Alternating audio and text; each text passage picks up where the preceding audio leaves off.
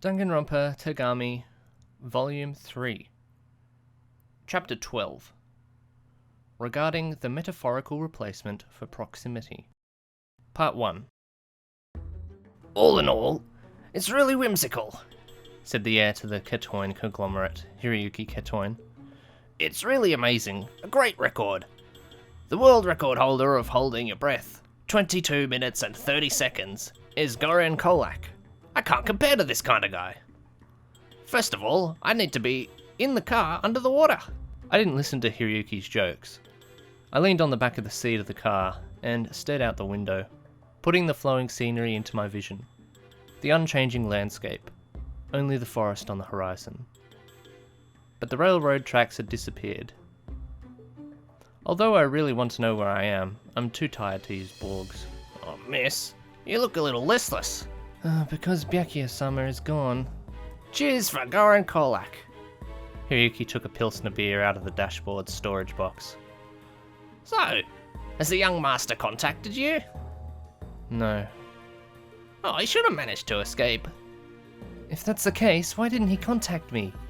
Maybe he was worried about leaking his location to an outsider like me. You're not serious, are you? You don't have to think about what my real identity is. The imposter said something similar. It's ridiculous. Only the right one is the most important. Since I arrived in the Czech Republic, I have encountered many copies and imposters over and over. Those people shouted that they were the real deal, but the glittering coats they wore were stripped by others, or they were uncovered, one by one exposing their identity as counterfeit, or they just simply died, or disappeared, or killed. I am me. I am a Togami. I have a clear and accurate understanding of this. But on the contrary, everything else seems suspicious. What if this place is actually not the Czech Republic, but a virtual space? I am actually sleeping in a bed with VR glasses. Even if it was such a disappointing ending, I would probably not be surprised. Having said that, I don't want to write any lies in the biography of Byakuya-sama, Journey Under the Midnight Sun. So even if this reality I see is all false, I can't erase this adventure. I want to write down the original reality, and neither hope nor despair can interfere. This description is like a warehousing management. Some people may feel uninterested, however, this is the essence of biography. If you add fuel to your story, it is no different from fiction. It is already in a state of completion, and there is no need to add, delete, or modify anything. Hiroyuki takes a sip of beer before saying that Shinobu looks as if she is out of the mud. Just because she is the super high school level secretary doesn't mean she is perfect. I don't think anyone else can accurately distinguish between true and false like me, though. What was your first favourite book? What do you mean? Oh, don't worry so much, just answer. What was your first favourite book? Small Pig. Shinobu thinks about the author, Arnold Lobel, and how the version she had was a translated version of the original English story into Japanese. It was something of a bedtime story for her. Hiroyuki and Shinobu then start to discuss how translations in novels can end up being quite different to what the original work was intending, and that texts should always be read in the language they were produced for the full effect. Of course, there will be some subtle differences in meaning, but the degree of meaning would be very slight, right? Well, take for example, a voice actor gets changed. Someone will quarrel and say, "It's totally wrong, this is a fake." If that ever happens, then you must read the original book when reading. Don't run from it, and don't be afraid either. You must be brave when facing the original text. Shinobu wonders about how meaning behind text can be viewed differently by different observers, and how that would affect the outcome of how a work is observed. In this case, a translation of a text could change the meaning of a work to something completely different, and possibly much less profound in nature, without the intricacies of the original text. Borgs then brings up a few quotes from people who are regretting getting into the translation business. Hiroyuki brings up the story of a man who didn't want to translate a prolific Buddhist work into Japanese, because the meaning wouldn't be the same. Because you don't know what the original story is, you would have no idea what changes would have been made by the translator to suit the language, or alternately, what parts of the story have been altered or fabricated. He talks about how people who wrote in Sanskrit or Czech would never know the true story of the tale of Genji, because in truth, the versions translated into those languages was merely an abridged version of the story, a summary, if you will. This light novel version is inferior to the original product by its very nature in not being the original work itself. Comparing modern language translation with the light novel adaptation, I can't help but admire this arrogant opinion. Indeed, this isn't just as simple as moving a tray of food from plate to plate, but because of the different personalities and intentions of the writers and translators, or making bold explanations or making large-scale changes, there will be considerable changes in the content, which is quite different from what I have pursued in my biography. The biography I want to write is a true transcript. I only transfer the real things to the transcripts on paper. Even the consciousness of myself, the author, should be excluded. This is a perfect copy, which is what I wish to pursue. Due to the existence of the author, modern language translation and light novel adaptation will change the content. The shamelessness of this behaviour is comparable to the dumping of organic garbage at the crime scene.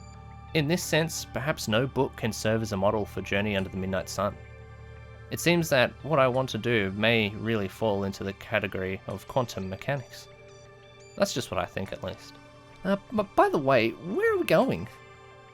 There's a nearby town. The name is written on the navigation system. Hey, but how should this be read? Shaka's really difficult to understand. Karlovy Vary? Oh, I know this place. It's a famous hot spring resort. A spa! Hiroyuki turned his head despite being the one driving. You said hot spring, right? The next volume of this book must be the pink bookmark route. Ha! I can't help but get excited. Oh, no, it's a drinking cure spring. Oh? It's not a hot spring, but a drinking cure spring made to make your body healthier. The Czech Republic has this custom. It's been a long time since I felt so disappointed. Hiroyuki exclaims that he hasn't been so disappointed since learning secrets about various other topics, and hopes that Europeans will one day be able to understand the beauty of Japanese-style hot springs. Shinobu thinks about how every country's hot springs are different because their values are different.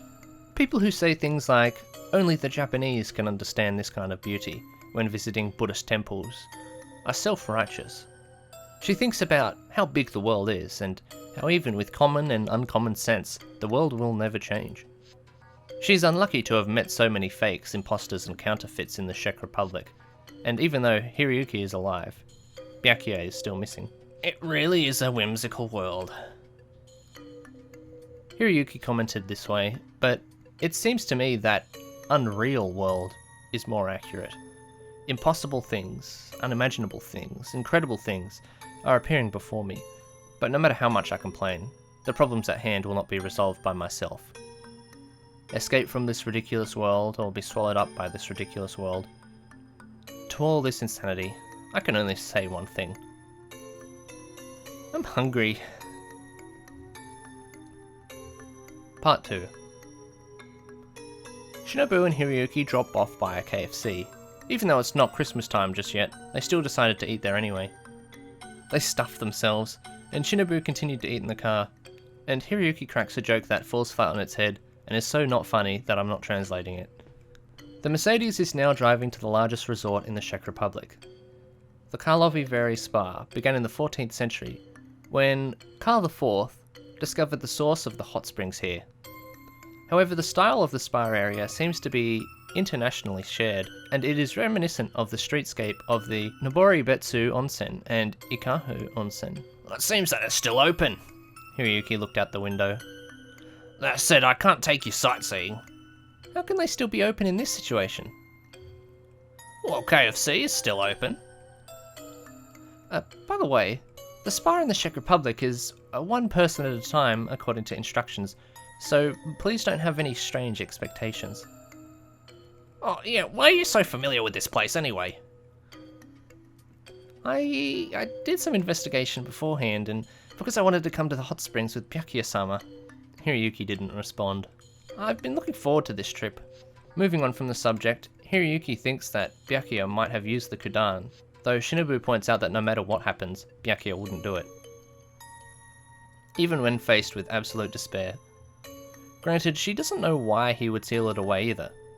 To that, Hiroyuki believes that perhaps this is reassurance of it being sealed was better than using the Kodan. When they arrive at the hotel next to the drinking spring, Shinobu does a quick search with Borgs.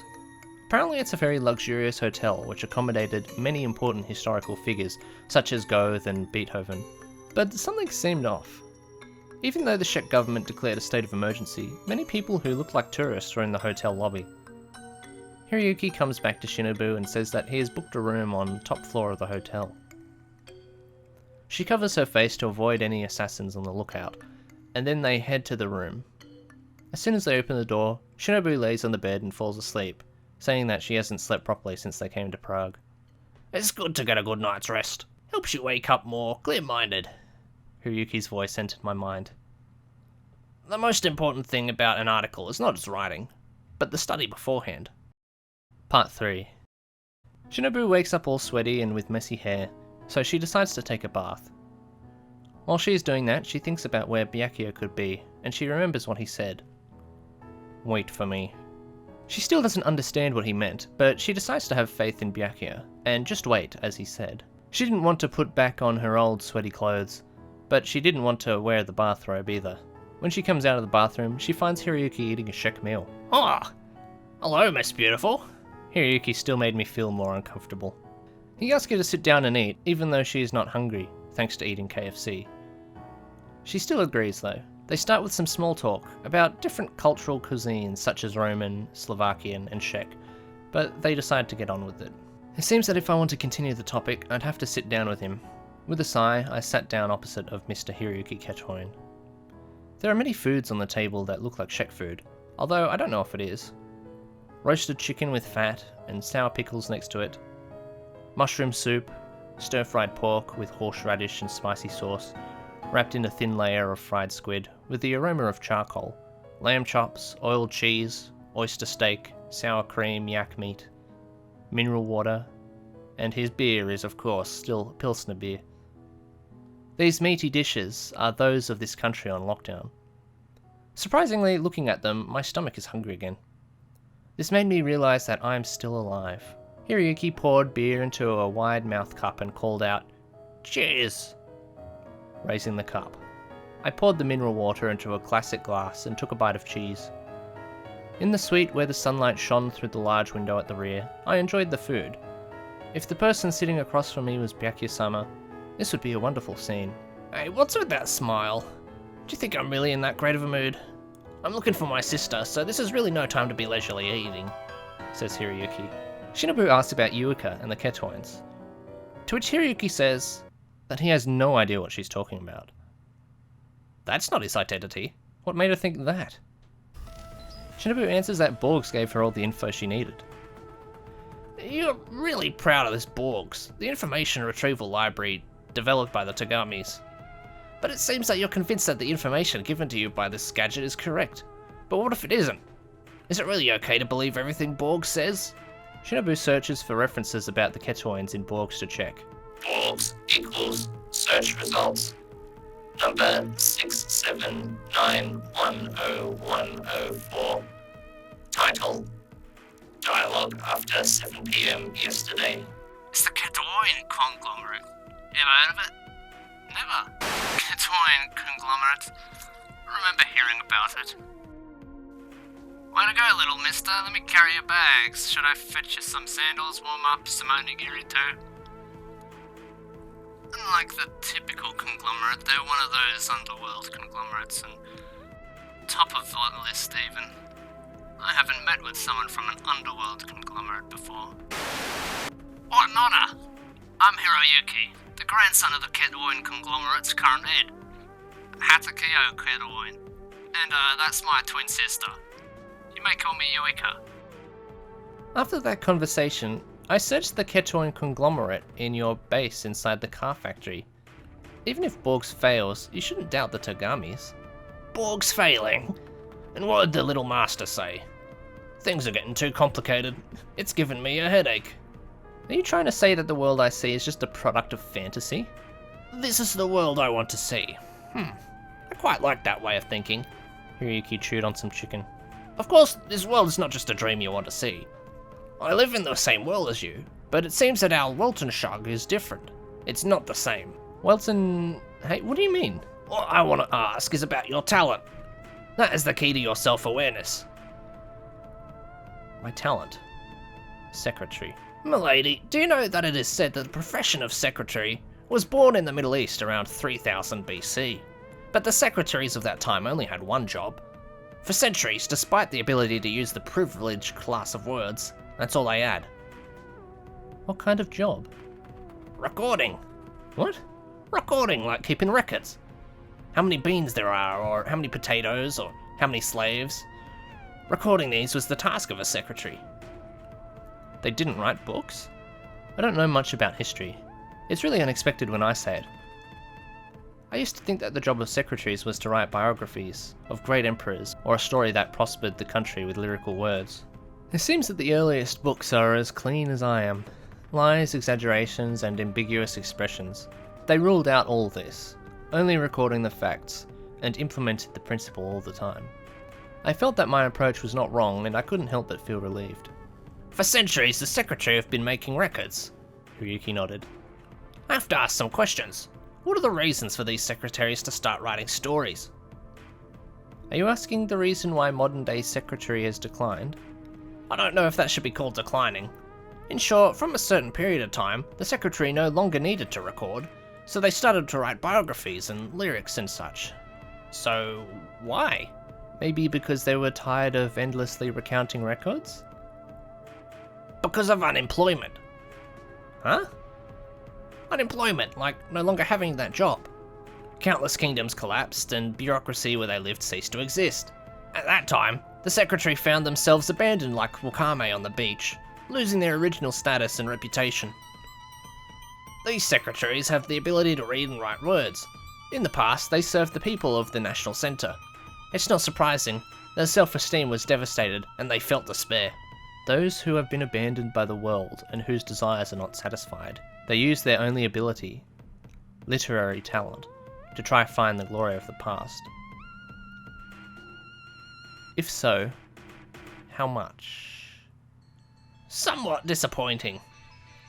Hiroyuki talks about how Greek and Egyptian mythology was likely written by these despair-filled secretaries.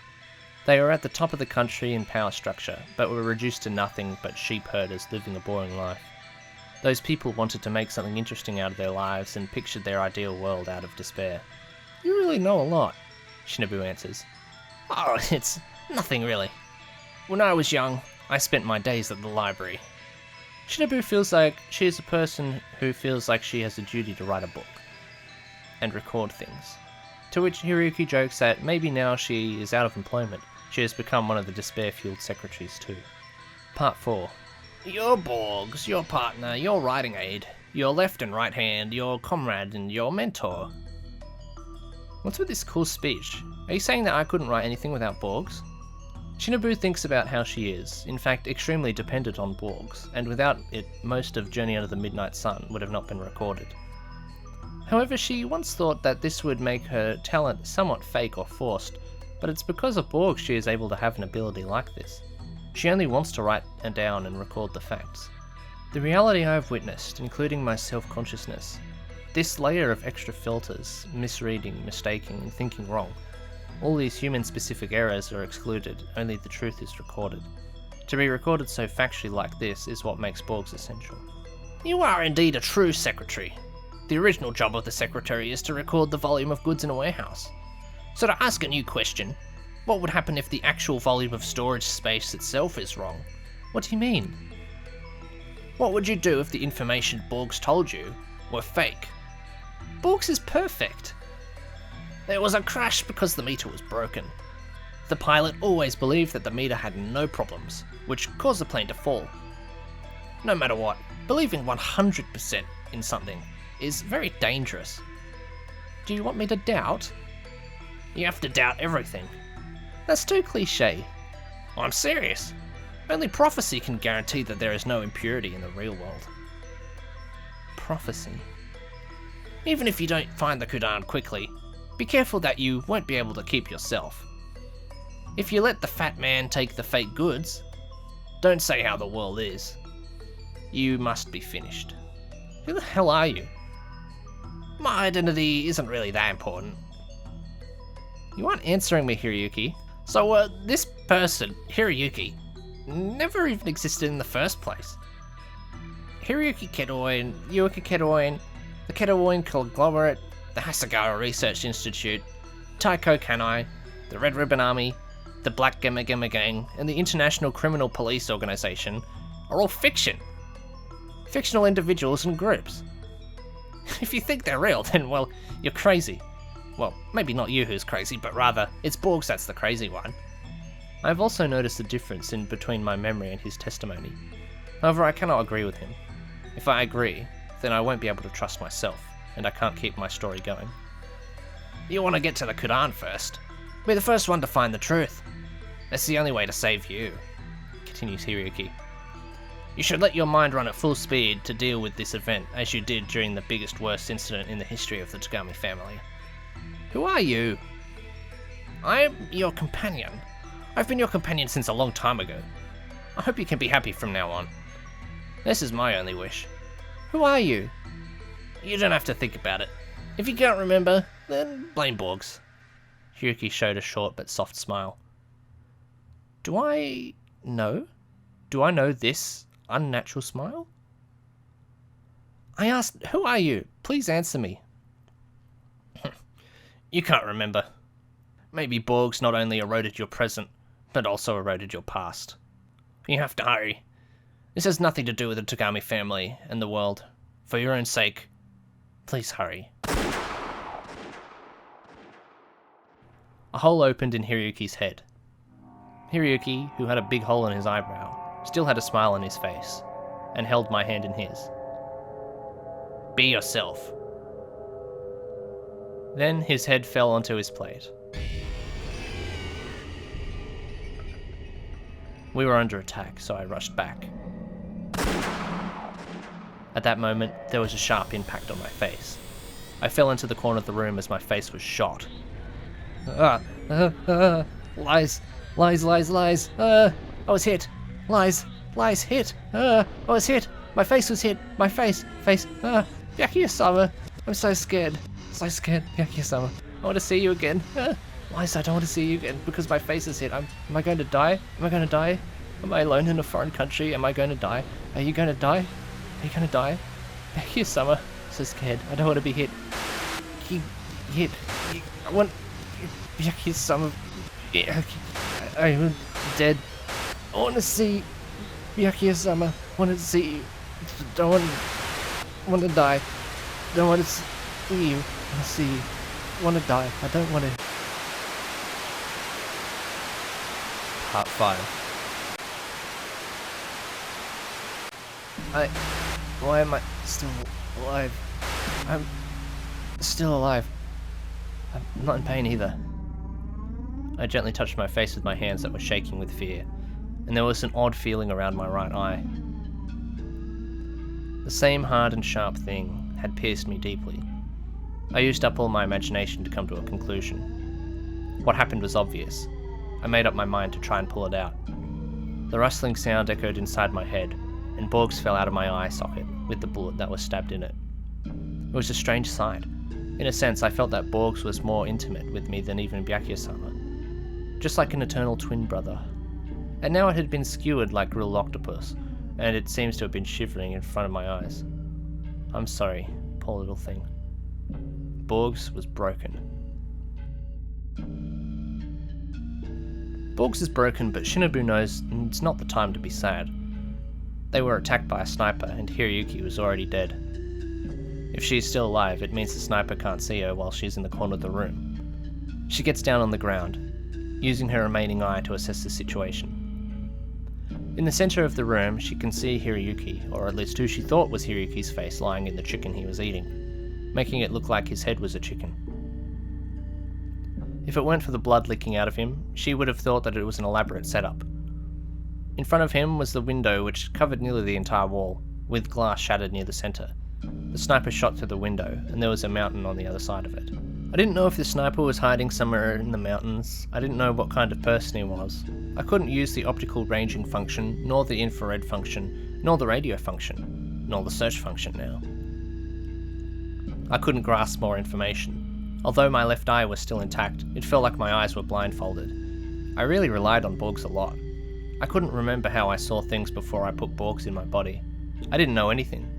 The only thing I knew is that I had to escape from that room. Therefore, I intend to open the door to the hallway. But the problematic thing is that if I want to do this, I must pass by Hiroyuki, and I must expose my whole body to the range of the sniper. This makes me unable to do so. I don't know if I should work up the courage and try my luck because the sniper is likely to be monitoring the situation in the room through a scope. But is that really the case? Maybe the sniper thought that I'd been killed. After all, I was shot and I should have already died on the spot. Maybe the sniper thinks I am dead, and now packing bags and getting ready to go home. Is that really the case? Since the opponent's goal is me, then the other party should know that my right eye is a fake eye. Then I should be aware that I am lucky enough to have that eye save my life. Is that really true? On one side is a sniper, and on the other is that my eyesight is now poor. I don't know. I don't know anything. Nothing is 100% certain. I was hiding in the shadows and looked around the room again. The most conspicuous thing in the living room is the table and Hiroyuki's body. Although you can see the luxurious sofas and paintings, they can't play any blocking role in the face of sniper rifles. The enemy is stationed in the mountains, and may be looking for my position through the big window. If that's the case, then the door leading to the corridor is within range of the other party, so I can't go that route. Although I really hope that there is another way to escape. Most of the other windows were also within range. And even if I ventured to open the window, it wouldn't help because we were on the top floor of the building. I had two choices. Get out of the room, or don't get out of the room. She doesn't think she'll make it if she tried to get out of the room. She doesn't have the strength of the super high school level martial artist, nor the ability of the super high school level heir. She is just a secretary. So she decides to lay down and close her remaining eye. Soon she falls asleep. Are you awake? Shinobu wakes up at the sound of that voice. Was it Byakuya-sama? That came from out of the window. Just like with the World Domination Proclamation, the voice came from the city's broadcast system. It's me, the super high school level heir, Byakuya Togami. Are you sleeping well? Well, let me explain to you, dullards. The deadline for the World Domination Proclamation ends today at 6 PM. There are 5 hours left. The world will soon be owned by me. You will be affiliated with me. Of course, this is equivalent to supreme happiness, but presumably you will still resist to the last second, trying to kill me and trying to uncover the secret of the pitiful cattle. However, that is useless. Everything is useless. You also know that you are weak and pathetic. Just like you can't beat a chariot with a paper cutter, you can't beat me. This is a principle, a truth. No one can let a Togami yield. No one can make me fail. You are like the gum sticking to the soles of my new shoes, seconds after I put them on. At most, it affects my mood. 5 hours from now, the world will be reborn. The unprecedented new world will be kicked off in my rule. This kind of happiness, this kind of luck, you will feel it in your bones. You can't stop it. However, this is too unfair. Yes, this war was unfair from the beginning. In the face of an opponent like me, you have no chance at all. This overwhelming battle gap makes even someone like I have sympathy for you. This once again proves that miracles like the Winter War, the Battle of Kalar, and the Siege of Oshi will not happen easily. I am almost saddened by this. Therefore, I have decided to be extra gracious to you. I am in one place now. A place that is commensurate with me. If someone were to visit that place before the deadline of the World Domination Proclamation, you will be glad to know that I might be willing to talk and listen to you. You should be able to understand. Okay? See you later. Shinobu feels like she's heating up. Is it anger, or is she just gaining vitality? She doesn't care about giving a name to that feeling. She found her way back to feeling like herself again, part of her own story, and that is enough for her. She is just a simple secretary, a recording device, not a noble son or a god. That is enough for her. However, since she doesn't have Borgs, she doesn't have as much faith in her Japanese language skills, but I am the super high school level secretary. So then I should go with my writing topic as soon as possible. Get out of the room. Don't go out of the room. It's giving me a headache to think about that stupidity. I never thought about choosing the latter. I never want to sleep in this place because Byakuya-sama is waiting for me alone. Byakuya-sama only wants me to go alone and look for him. At the end of the speech, he did not say the collective you, but the singular you. He said, "You should be able to understand." That is to say, he only calls me alone. Byakuya-sama, he believes that I will go to him. If this is the case, then I must go to him, because I am his sister. I have to act. I must act. Even if I have to gamble on life, I will not hesitate to gamble on everything. That's right. I'll stake the Togami name on it. I stood up quietly and began to do stretching exercises. 1, 2, 3, 1, 2, 3. And my knees creaked whenever I bent them. I'm not sure if this is the sound bones are meant to make, but since Borgs is broken, I can't get more knowledge on that. Now I can only rely on my own naked eyes and intuition. So if I don't force myself to fight, I will have no way to break through the situation. Isn't this just what I want? If you don't speculate or calculate, then you won't be able to plan your move. I quickly moved to the side of the big window. The opposite of this large window is the door I longed for, about 10 meters away. I beg you, just a few seconds. Give me time to let my body reach the place safely. What? Oh. I grabbed the thick cloth and ran forward in one breath. Fortunately, the cloth was not stuck and it swung forward smoothly, covering the large window. A curtain! Yes! Shinobu's plan went something like this. Cover half the big window with the curtain so that both parties have only half their vision. Then use the curtain's barrier to run to the door and then have them shoot so that she can figure out their approximate position. She goes for it and a bullet brushes past her hair, barely missing. She rushes to the door and another bullet hits her side. However, it doesn't kill her. Wondering to herself how she is still alive, she dashes out of the room in pain. She doesn't want to go through the lobby, so she smashes through a window on the first floor and jumps out. The windowsill was unexpectedly high, and my butt landed firmly on the ground. I looked up and saw the sun. The heat outside, the blue sky, and the wind that caressed my cheeks made me feel that I was still alive. I couldn't help but breathe a sigh of relief. A book fell from my arms to the ground. Journey Under the Midnight Sun had in it a big hole that spread out with the wind. The book had saved her from any major injury. The record of the existence of Byakuya Togami, the text created by me as its medium, which has always been with me, rises like a group of butterflies flying in the air, and then flies away in the distance. Biography, my self-identity, is flying away in the wind. I watched this scene, and I almost felt unbelievably happy.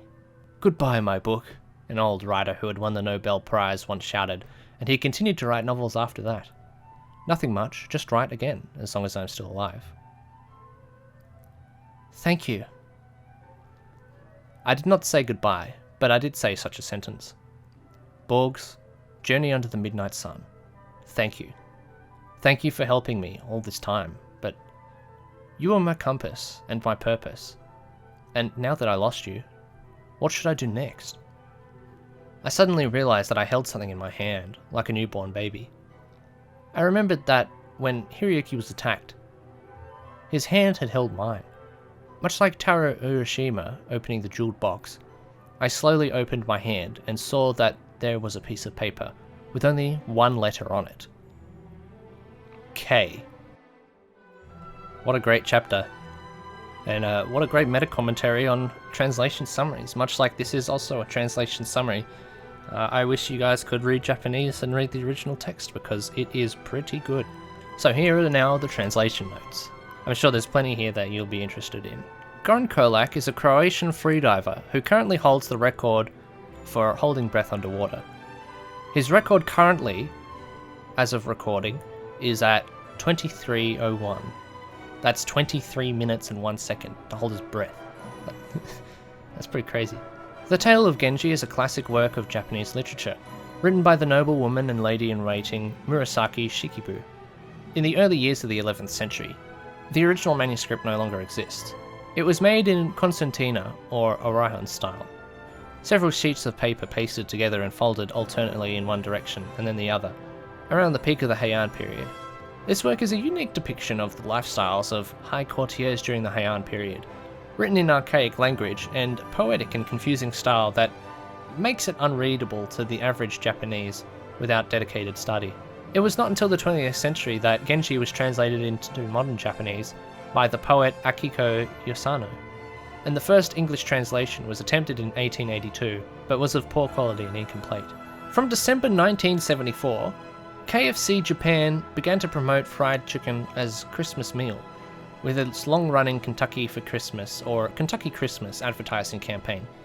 Eating KFC food as a Christmas meal has since become a widely practiced custom in Japan. As of 2019 in Japan, Christmas sales of KFC made around Christmas Eve account for nearly 5% of all annual revenue. Nobori Betsu Onsen is Hokkaido's most famous hot spring resort, offering as many as 11 different kinds of thermal waters that are considered among Japan's best and most effective. The resort town consists of numerous, mostly large-sized ryokan and hotels with hot spring baths. Several of them open their baths during daytime to non-staying guests for typically 700 to 2,000 yen. In addition, there is one public bathhouse located in the center of the town. Ikaho Onsen is a hot spring located on the eastern slopes of Mount Haruna. Known for its reddish-brown, iron-laden thermal waters, Ikaho Onsen joins Kusatsu, Minakami, and Shima Onsen as the four most famous hot springs resorts of Gunma Prefecture. The atmospheric old town area of Ikaho centers around the 300-meter-long stone stairs which lead up through the middle of the town and are lined by ryokan, old-fashioned games, arcades, and shops. A few kilometers outside of Ikaho stands Mizusawa Kanon, a popular temple, well known for the udon noodles sold at restaurants along with its approach. Mount Haruna, with its beautiful Caldara Lake, can also be easily combined with a visit to Ikaho. Johann Wolfgang von Goethe was a German writer and statesman. His works include 4 novels, epic and lyric poetry, prose and verse dramas, memoirs, an autobiography, literary and aesthetic criticism, and treatises on botany, anatomy, and colour. In addition, numerous literary and scientific fragments, more than 10,000 letters, and nearly 3,000 drawings by him have survived. Ludwig van Beethoven was a German composer and pianist, a crucial figure in the transition between the classical and romantic eras in classical music. He is considered to be one of the greatest composers of all time. Beethoven was born in Bonn, the capital of the Electorate of Cologne, and part of the Holy Roman Empire. He displayed his musical talents at an early age, and was vigorously taught by his father Johann van Beethoven, and was later taught by the composer and conductor Christian Gottlieb Neef. I believe I don't know how to pronounce Neef, but... At age 21, he moved to Vienna and studied composition with Joseph Haydn. Beethoven then gained a reputation as a virtuoso pianist, and was soon courted by Karl Alois, Prince Lichnowsky, for competitions, which resulted in Opus 1 in 1795. The piece was a great critical and commercial success, and was followed by Symphony No. 1 in 1800. This composition was distinguished for its frequent use of sforzandi, as well as sudden shifts in tonal centers that were uncommon for traditional symphonic form, and the prominent, more independent use of wind instruments. In 1801, he also gained notoriety for his 6-string quartets and for the ballad The Creatures of Prometheus. During this period, his hearing began to deteriorate, but he continued to conduct, premiering his 3rd and 5th symphonies in 1804 and 1808, respectively. His condition worsened due to almost complete deafness by 1811, and then he gave up performing and appearing in public. Weltanschauung is German for worldview. Wakame is a type of seaweed used mostly in soups and salads. The Red Ribbon Army is a paramilitary or criminal organization from the Dragon Ball series. The Black Gemme Gemme Gang are a group of evildoers from the DG Chariot series. The International Criminal Police Organization, or Interpol, is an international government organization facilitating international police cooperation from the Marvel Cinematic Universe series. The Winter War was a war between the Soviet Union, USSR, and Finland. It began with the Soviet invasion of Finland on 30th of November 1939, 3 months after the outbreak of World War II, and ended 3.5 months later with the Moscow Peace Treaty on 13th of March 1940. The League of Nations deemed the attack illegal and expelled the Soviet Union from the organization. The Battle of Kolar was fought from December 7th, 1939 to March 13th, 1940 in Ladoga's Karelia, Finland, as part of the Soviet-Finnish Winter War. Kalar is often considered to have been one of the most difficult places to defend during the Winter War. It has been estimated that the Red Army fired almost 40,000 artillery rounds at the defence line during a single day, whereas the Finnish artillery could only fire 1,000 rounds per day at the very most. However, the Finnish managed to come out victorious. The Siege of Oshi, 1590, was one of many battles in Toyotomi Hideyoshi's campaigns against the Hojo clan during Japan's Sengoku period. Oshi Castle was a stronghold of the Narita clan in the north-central Musashi province.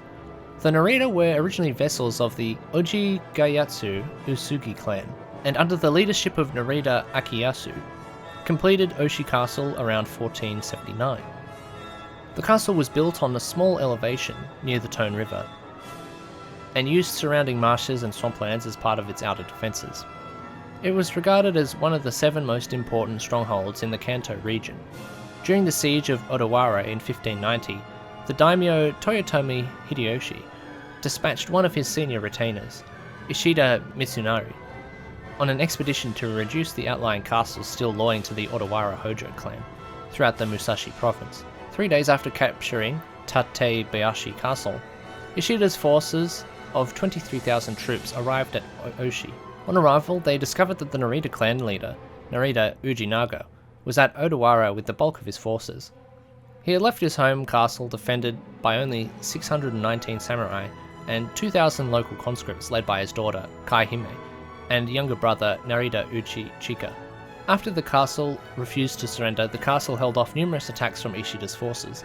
This included a copycat effort to flood the defenders using the same method that Hideyoshi used at his famous siege of Takamatsu.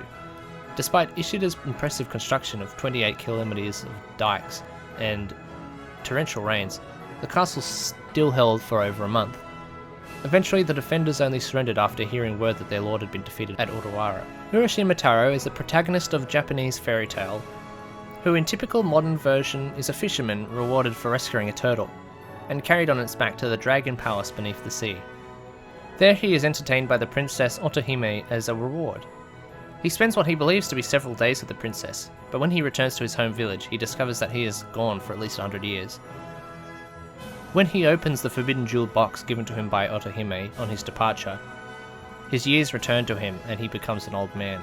And that's all the translator's notes for today. Hope you enjoyed this episode. And just for next episode, if you hadn't already, please read Kirigiri So, or listen to our audiobooks if they are currently out, which, as of recording this, there's only 1 episode out.